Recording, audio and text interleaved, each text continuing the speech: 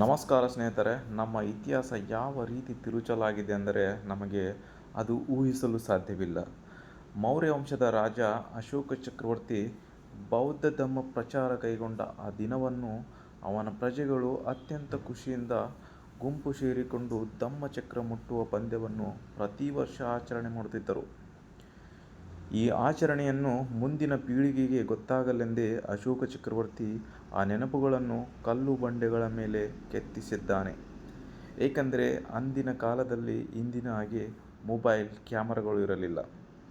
ಅಂದು ಅಶೋಕ ಚಕ್ರವರ್ತಿಯು ಆಚರಣೆಗೆ ತಂದ ಬೌದ್ಧ ಧರ್ಮದ ಬಹುತೇಕ ಆಚರಣೆಗಳನ್ನೇ ಸನಾತನ ಧರ್ಮಕ್ಕೆ ನಕಲು ಮಾಡಿಕೊಂಡು ಪುರಾಣಗಳ ಕಥೆಗೆ ಜೀವ ತುಂಬಿ ಈಗ ಅದನ್ನೇ ಕೃಷ್ಣ ಹುಟ್ಟಿದ ದಿನವನ್ನಾಗಿಸಿ ಕೃಷ್ಣ ಜನ್ಮಾಷ್ಟಮಿಯ ಹೆಸರಿನಲ್ಲಿ ಮೊಸರಿನ ಮಡಿಕೆ ಒಡೆಯುವ ಆಚರಣೆಯ ಮೂಲಕ ಅಂದು ಅಶೋಕ ಚಕ್ರವರ್ತಿ ಕಲ್ಲಿನ ಮೇಲೆ ಚಿತ್ರೀಕರಿಸಲಾದ ಇತಿಹಾಸವೇ ಹೇಳುತ್ತದೆ.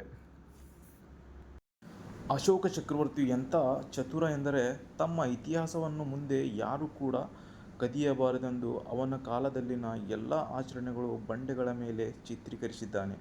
ಯೋಚನೆ ಮಾಡಿ ಆತ ಎಷ್ಟು ಮುನ್ನಾಚರಣೆ ಹೊಂದಿದ ಎಂದು. ಅಶೋಕ ಚಕ್ರವರ್ತಿ ಗೀಚುವುದ ಇತಿಹಾಸ ಯಾರೇ ಎಷ್ಟೇ ನಕಲು ಮಾಡಿದರೂ ಅಶೋಕ ಚಕ್ರವರ್ತಿಯು ಬಂಡೆಗಳ ಮೇಲೆ ಒತ್ತಿ ಮುದ್ರೆಯ ಮುಂದೆ ಇವರ ಪುರಾಣಗಳ ಇತಿಹಾಸವನ್ನು ಇತಿಹಾಸವೆಂದು ಸಾಬೀತುಪಡಿಸಲು ಸಾಧ್ಯವೇ ಇಲ್ಲ. ಇವತ್ತು ನಮ್ಮ ನೆಲದ ನೈಜ ಇತಿಹಾಸವನ್ನು ಮಣ್ಣಲ್ಲಿ ಮಣ್ಣಾಗಿ ಹೋಗಿದೆ ಎಂದರೆ ಅದಕ್ಕೆ ಕಾರಣರು ನಾವು ಸಹ. ಯಾಕೆ ಅಂತ ಕೇಳಿದರೆ 3% ವೈದಿಕರು ಹುಟ್ಟುಹಾಕಿದ ಕಾಲ್ಪನಿಕ ಪುರಾಣಗಳ ಕುತಂತ್ರಕ್ಕೆ ಧಾರ್ಮಿಕ ಗುಲಾಮರಾಗಿ ನಮ್ಮವರ ಇತಿಹಾಸದ ಸಮಾಧಿಯ ಮೇಲೆಯೇ ನಾವು ಕುಣಿಯುತ್ತಿದ್ದೇವೆ. ಇದನ್ನು ಕೇವಲ ಅಂಬೇಡ್ಕರ್ ವಾದಿಗಳು ವಿರೋಧಿಸಿದರೆ ಮಾತ್ರ ಸಾಲದು, ಎಲ್ಲರೂ ಇವರ ಸುಳ್ಳುಗಳ ವಿರುದ್ಧ ಹೋರಾಡಬೇಕಾಗಿದೆ. ಕೊನೆಗೆ ಮತ್ತೊಮ್ಮೆ ನಮೋ ಬುದ್ಧಾಯ ಹೇಳುತ್ತಾ ಎಲ್ಲರಿಗೂ ನಮಸ್ಕಾರಗಳು.